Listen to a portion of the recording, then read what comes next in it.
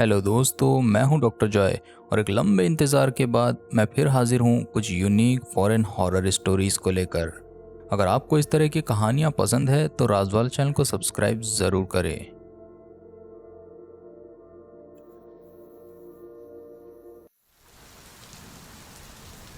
दो 2008 ग्रेजुएट होने के लिए काफ़ी कठिन समय था।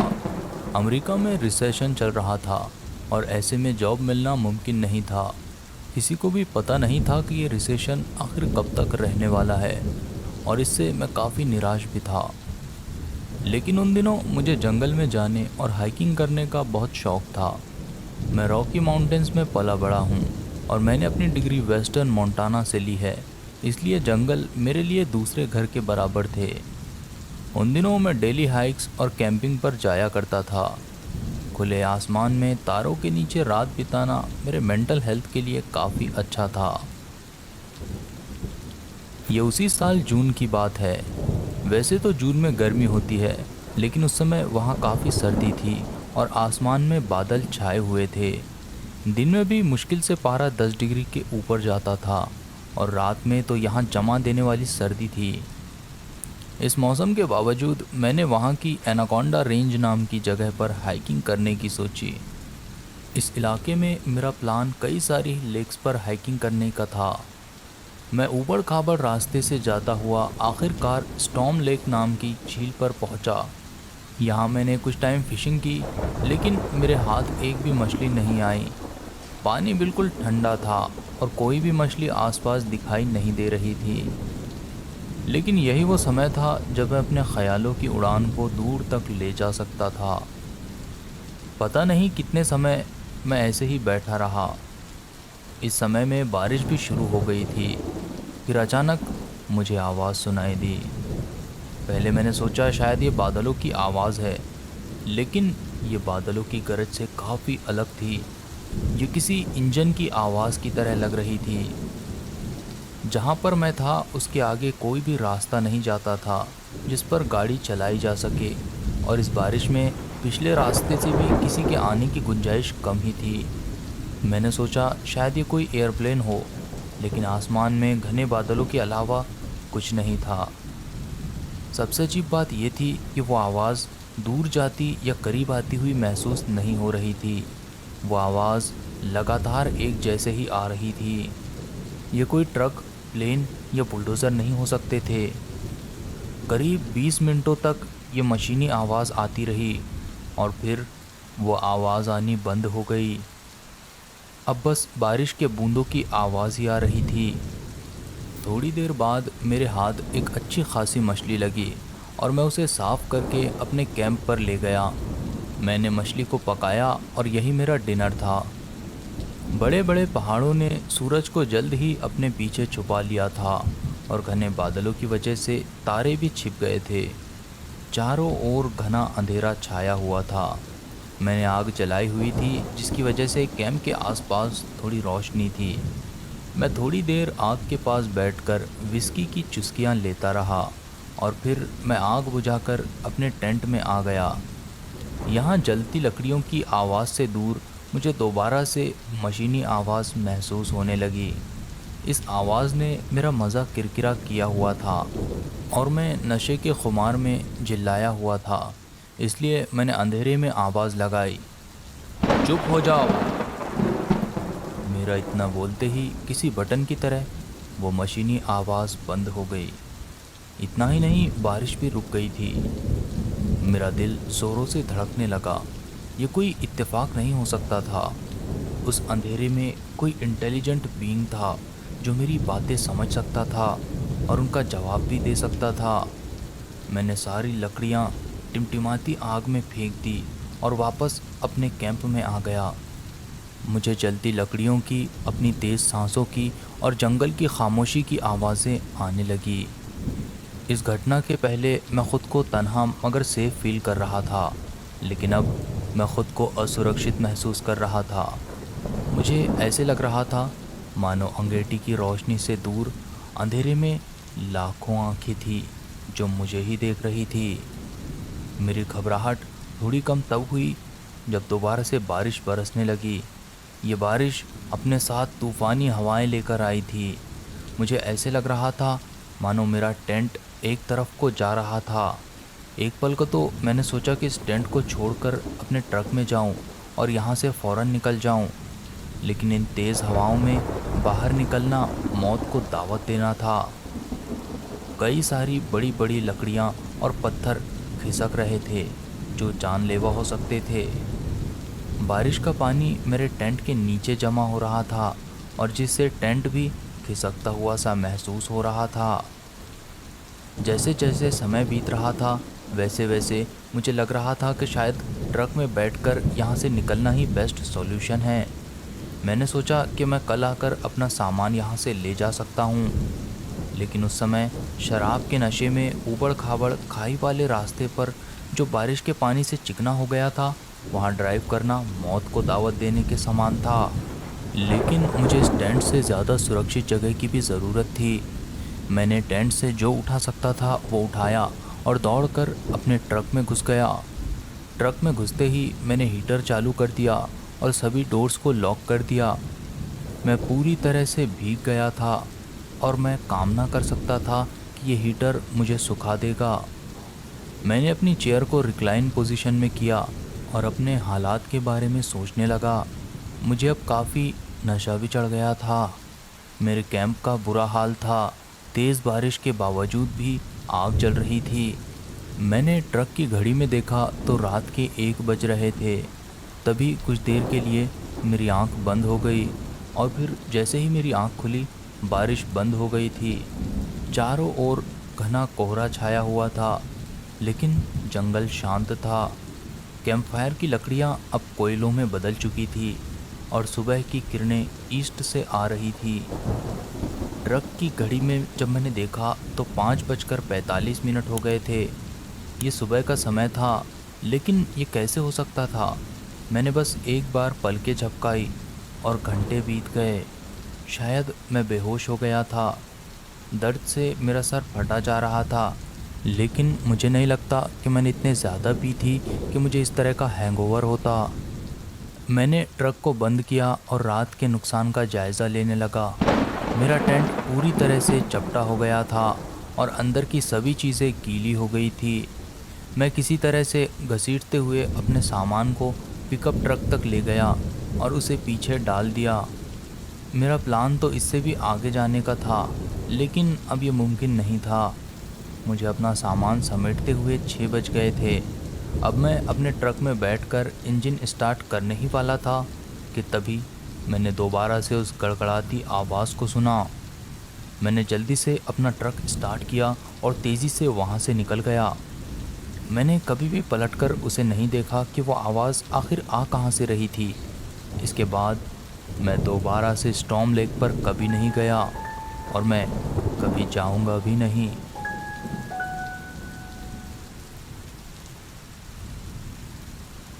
ये बात उस समय की है जब मैं 29 की थी और मेरी बेटी 5 साल की थी।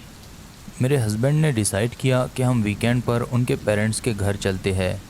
मेरे हस्बैंड देर रात तक काम करते रहते थे, इसलिए हमने डिसाइड किया कि मैं अपनी बेटी को लेकर पहले अपने ससुराल में जाऊंगी और वो अपना काम ख़त्म करके बाद में आएंगे।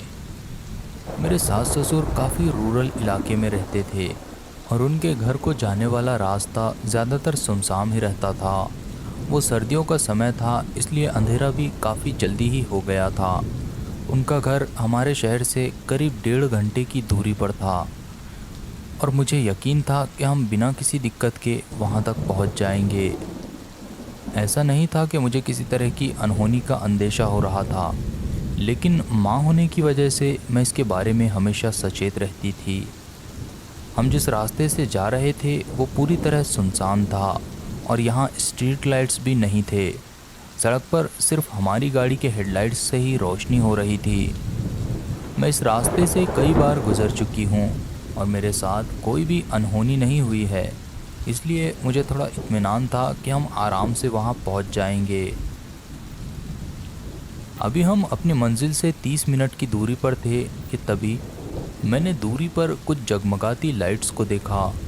ये 2 पीले रंग के जगमगाते लाइट्स थे जो सड़क के बीचों बीच नज़र आ रहे थे। ये किसी कार के हैज़र्ड लाइट्स थे जो किसी दुर्घटना में जलाए जाते हैं। मैं इसे देखकर काफ़ी परेशान हो गई कि आखिर उन्होंने गाड़ी को साइड में क्यों नहीं लगाया, बल्कि वो गाड़ी सड़क के बीच में खड़ी थी। मैंने उस कार से करीब 80 से 100 फीट की दूरी पर अपनी कार रोक दी और सोचने लगी कि मुझे ऐसे में क्या करना चाहिए। एक बात तो मुझे मालूम थी कि मैं इन लोगों की मदद करने रुकने वाली तो नहीं थी। मैं एक औरत थी और मेरे साथ मेरी छोटी बच्ची थी। ऐसी सिचुएशन में मैं किसी की मदद नहीं कर सकती थी। मैं उनके लिए घर पहुंचकर इमरजेंसी कॉल कर सकती थी, लेकिन उससे ज़्यादा मदद करना मेरे बस में नहीं था। आई एम श्योर कि मेरी जगह पर कोई भी महिला होती तो वो भी अपनी और अपनी बेटी की सेफ्टी को रिस्क में नहीं डालती। अपनों की सेफ्टी दूसरों से ज़्यादा इम्पोर्टेंट होती है। मैं 30 मिनट तक वहीं बैठी रही। मुझे समझ नहीं आ रहा था कि क्या किया जाए। इस इलाके में फ़ोन सर्विस भी नहीं थी, इसलिए मेरे पति या ससुर को कॉल लगाना मुमकिन नहीं था। मैंने आखिरकार फ़ैसला किया कि वापस मुड़ जाऊं और अपने घर जाकर मेरे पति के आने का इंतज़ार करूं, और हम एक साथ वापस आए। लेकिन इसमें दिक्कत ये थी कि ये एक लेन का रोड था और पलटने के लिए मुझे लंबा रास्ता तय करना पड़ता। थोड़ी देर बैठे रहने के बाद मैंने अपनी कार के पीछे देखा कि कुछ परछाइयाँ तेज़ी से मेरी ओर ही बढ़ रही थी। मैं उन परछाइयों को चांद की रोशनी में देख रही थी, लेकिन मैं तय नहीं कर पा रही थी कि आखिर वो परछाइयाँ हैं किस चीज़ की। जब वो परछाइयाँ मेरी कार के करीब 30 फीट दूर आ गई, तब मुझे समझ आया कि ये इंसानी परछाइयाँ थी और शायद उनके हाथों में कोई चीज़ थी। मैं अब और वहाँ नहीं रुक सकती थी। मैंने अब ज़्यादा नहीं सोचा, लेकिन मेरी बॉडी मेरे दिमाग से तेज़ चल रही थी और मैंने गाड़ी स्टार्ट की और आगे बढ़ने लगी। मैं तेज़ी से उस रुकी हुई गाड़ी की तरफ बढ़ रही थी और रोड की साइड पर जाने के अलावा मेरे पास कोई और रास्ता नहीं था। जैसे ही मैं उस कार के पास से गुजरी, मैंने देखा कि रोड की साइड से कई सारे और लोग भी बाहर आ रहे थे। वो लोग मेरी कार पर चीज़ें फेंकने लगे। वो जो कुछ भी उनके हाथ में आता था कार पर फेंक देते। वो मुझे रोकने की पूरी कोशिश कर रहे थे। एक शख्स तो मेरी कार से टकरा भी गया और वो नीचे साइड में गिर गया। इसके बाद कोई चीज़ धड़ाम से मेरी विंडशील्ड पर टकराई, जिससे शीशे का अच्छा खासा हिस्सा टूट गया और वो पत्थर सीधे पैसेंजर साइड पर आ गिरा। इसकी वजह से मैं बहुत ज़्यादा डर गई और मैं तेज़ आवाज़ में चीखने लगी, लेकिन फिर मुझे इस बात पर पछतावा हुआ, क्योंकि मेरी चीखों को सुनकर मेरी बेटी भी डर गई और रोने लगी। मैं उसे चुप कराने की कोशिश करने लगी, लेकिन वो महज 5 साल की थी और मेरे लाख कहने के बावजूद भी वो रोती रही। मैं बिना पैडल से पैर हटाए लगातार अपनी गाड़ी दौड़ाती रही। मैं खुद के और उनके बीच में ज़्यादा से ज़्यादा फासला करने की कोशिश कर रही थी। इससे पहले कि मैं कुछ समझ पाती, हम ऑलरेडी मेरे ससुर के घर पर पहुंच गए थे। उन्होंने मुझे आता हुआ देख लिया था और शायद मेरी परेशानी भी भांप गए थे, इसलिए उन्होंने गेट खोल दिया और मैं कार को अंदर ले गई। मेरे ससुर हमें अंदर ले गए और मेरी बेटी अब अपनी दादी की गोद में सिसकियां ले रही थी। मेरे सास ससुर अपनी सिक्योरिटी का काफ़ी ध्यान रखते थे और उनके पास कई सारी बंदूकें भी थी। मेरे ससुर जी उन्हीं में से एक बंदूक लेके आ गए। इसके बाद मैंने जो कुछ हुआ था वो सब अपने ससुर जी को बता दिया। इसे सुनकर मेरे ससुर जी बहुत गुस्सा हुए और उन्होंने मुझसे पूछा कि क्या उन लोगों ने मेरा पीछा किया था। और सच पूछो तो मुझे भी मालूम नहीं था, क्योंकि मैं जल्द से जल्द वहाँ से निकलना चाहती थी। मेरे ससुर जी की पूरी प्रॉपर्टी पर सीसीटीवीज़ लगे हुए हैं। उन्होंने जब सीसीटीवीज़ में देखा तो उन्हें फ्रंट गेट के पास एक गाड़ी गुजरती हुई दिखाई दी। ये वही गाड़ी थी जो रोड के बीच में खड़ी हुई थी। वो कार बार बार सड़क तक जाती और मुड़कर वापस आ जाती। इस समय पर मेरे ससुर जी ने पुलिस को कॉल लगाने का फ़ैसला किया। जब उन्होंने बताया कि कोई कार घर के पास चक्कर लगा रही थी, तो इस पर पुलिस ने कहा कि वो ऐसे में कुछ नहीं कर सकते। यहाँ से पुलिस स्टेशन काफ़ी दूर था, इसलिए पुलिस यहाँ सिर्फ इमरजेंसी में ही आती थी और इस घटना को उन्होंने इमरजेंसी नहीं माना। इस पर मेरे ससुर जी बोले, कि अगर कोई भी मेरी प्रॉपर्टी पर आया तो मैं उसे शूट कर दूंगा। इस पर पुलिस ने कहा कि अपनी प्रॉपर्टी की हिफाजत करना आपका पूरा हक है। उन्होंने मुझे और मेरी सास को गन्स दिए और हमें घर के अंदर इंतज़ार करने को कहा और ख़ुद पोर्च में निकल गए। हमने सीसीटीवी पर देखा कि वो कार दोबारा से गेट के पास आई, लेकिन इस बार वो वहीं रुक गई। दो लोग उस कार से बाहर आए, लेकिन उन्होंने मेरे ससुर जी को नहीं देखा था। वो लोग गेट को धकेलने लगे। इसके बाद मेरे ससुर जी ने उनसे कुछ कहा जो हम नहीं सुन पाए और फिर वो आगे बढ़े और हवा में फायर कर दिया। मेरे ससुर जी उन पर चीख रहे थे, लेकिन सीसीटीवी से आवाज़ नहीं आ रही थी, इसलिए हमें नहीं पता कि वो क्या कह रहे थे। लेकिन इसके बाद वो दोनों आदमी जल्दी से अपनी कार में बैठे और वहाँ से तेज़ी से निकल गए। हमें नहीं पता था कि क्या वो लोग दोबारा वापस आएंगे, लेकिन मुझे ऐसे लग रहा था कि ये सब यहीं ख़त्म हो चुका है। 1 घंटे बाद मेरे पति घर आए और हमारे साथ ना होने की वजह से मुझसे कई बार माफ़ी मांगी, लेकिन मैं जानती थी कि अगर वो हमारे साथ भी होते तब भी सिचुएशन ज़्यादा बदली हुई ना होती। इस इलाके में कई कार लूटपाट की घटनाएं हुई है, लेकिन कोई भी सीरियसली इंजर्ड नहीं हुआ है। मैं नहीं जानती कि अगर मैं उन लोगों को मेरी कार के पीछे से आता हुआ ना देखती तो जाने क्या होता। सच पूछो तो मैं इसके बारे में सोचना भी नहीं चाहती हूँ। इस घटना के बाद मैं हमेशा अपने साथ प्रोटेक्शन लेकर चलती हूँ, फिर चाहे वो मेरे हस्बैंड हो या फिर एक गन।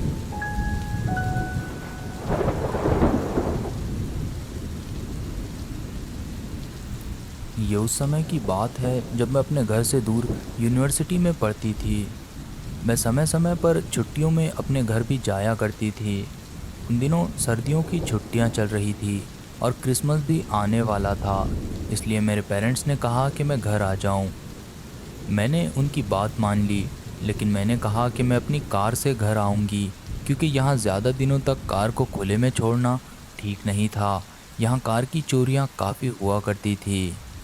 लेकिन अब मैं सोचती हूँ कि मुझे कार वहीं छोड़ देनी चाहिए थी, क्योंकि जो मेरे साथ हुआ वो कार से काफ़ी महंगा पड़ा था। कार से मुझे घर पहुँचने में करीब 3 दिन लगने वाले थे। मेरी कार 20 साल पुरानी होंडा सिविक थी। मैं सुबह सवेरे ही अपने अपार्टमेंट से निकल गई थी और ड्राइव करने लगी। मैं बीच रास्ते में फ्यूल भरवाने और खाना खाने कई बार रुकी। अब तक मुझे गाड़ी चलाते हुए 11 घंटे बीत चुके थे और रात हो गई थी। नींद के खुमार में ड्राइव करना मेरे लिए सही नहीं था, साथ ही सड़क पर मौजूद दूसरे लोगों के लिए भी ये खतरा था। इसलिए मैंने किसी होटल में रात बिताने की सोची।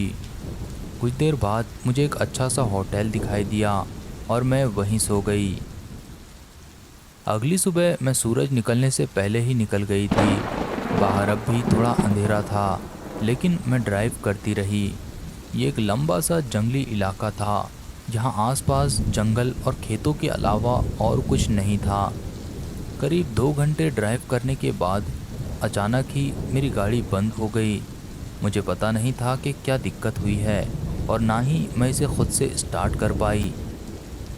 पहले तो मैंने अपने पेरेंट्स को कॉल करने की सोची, लेकिन फिर मैंने सोचा कि वो इससे परेशान हो जाएंगे, इसलिए मैंने 911 पर कॉल लगाया। ऑपरेटर ने मेरी बात सुनने के बाद कहा कि वो टो ट्रक को भेज रही है, लेकिन उसके बाद उसने जो कहा उससे मैं बहुत डर गई। उसने कहा कि मैं सीट पर थोड़ा खिसक कर नीचे की ओर बैठ जाऊं, जिससे बाहर से ऐसा लगे कि गाड़ी खाली है। इस इलाके में चोरी की कई सारी वारदातें हुई थी, जिसकी वजह से ऑपरेटर ने मुझे ऐसा करने को कहा था।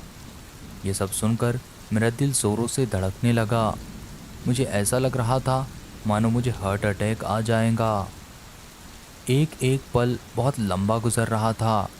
कुछ मिनट सदियों की तरह बीत गए।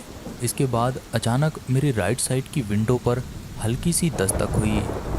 मैंने जब उस तरफ देखा तो मेरी चीखें निकल गई। ये एक अजीब और खौफनाक सा आदमी था। उसके बाल बिखरे हुए थे, कपड़े फटे हुए थे और मैल की तह उसके जिस्म पर जमी हुई थी। वो मुझे देख पाया था या नहीं, लेकिन मेरी चीखों के बाद उसे पता चल गया था कि मैं अंदर हूँ। अब वो ज़ोरों से मेरी साइड वाली विंडो को पीटने लगा, जिससे मैं बुरी तरह डर गई। मैंने किसी तरह से 911 पर दोबारा कॉल किया, लेकिन इस बार मुझे जो ऑपरेटर मिली वो बहुत ही अजीब थी। वो उल्टा मुझ पर ही चीखने लगी और मुझसे कहने लगी कि मैं चीखना बंद करूं और सही से बात बताऊं। मैंने मुश्किल से अपनी सिचुएशन बताई, लेकिन उसने कहा कि पुलिस को प्रैंक करना जुर्म है और मैं उसका समय बर्बाद कर रही हूं, और फिर उसने मेरा फ़ोन काट दिया। फिर अचानक ही सब कुछ शांत हो गया, लेकिन अगले ही लम्हे एक पत्थर मेरी विंडशील्ड पर आकर टकराया, जिससे शीशे में दरार आ गई। वो सनकी अब मेरी गाड़ी पर चढ़ गया और विंडशील्ड पर लातें मारने लगा। मैं बुरी तरह से चीखने चिल्लाने लगी, लेकिन इस रोड पर कोई भी मेरी मदद करने के लिए नहीं आया।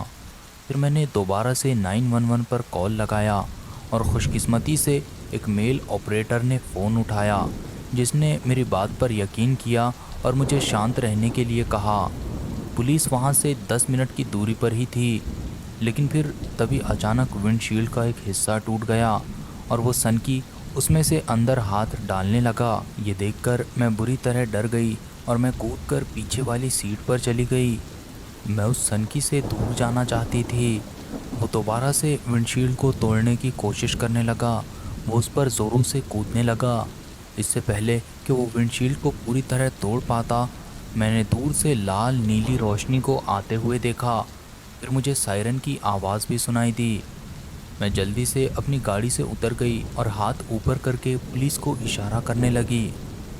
पुलिस की गाड़ी मेरे पास आकर रुक गई और फिर एक और पुलिस की गाड़ी वहाँ पर आई। उन्होंने मुझे गाड़ी में बिठाया और पुलिस वाले अपनी बंदूकों को तान कर उस सनकी की ओर बढ़े और उससे ललकारा कि वो हाथ ऊपर करके ज़मीन पर लेट जाए, लेकिन वो अपनी ही धुन में था और लगातार शीशे पर वार कर रहा था।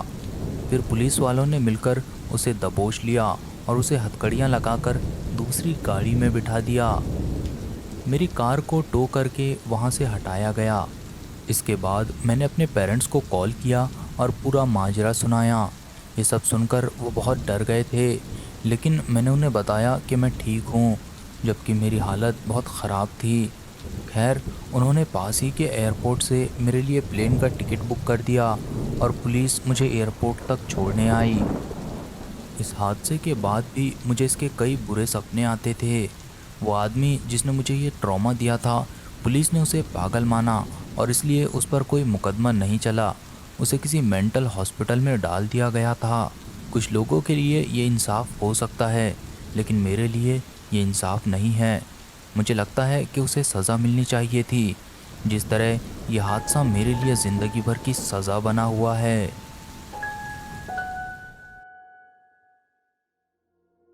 तो दोस्तों, आपको ये कहानियाँ कैसी लगी मुझे कमेंट करके ज़रूर बताएं और इस वीडियो को लाइक करना ना भूलें। मैं आपको मिलता हूँ किसी और वीडियो के साथ। तब तक के लिए गुड बाय।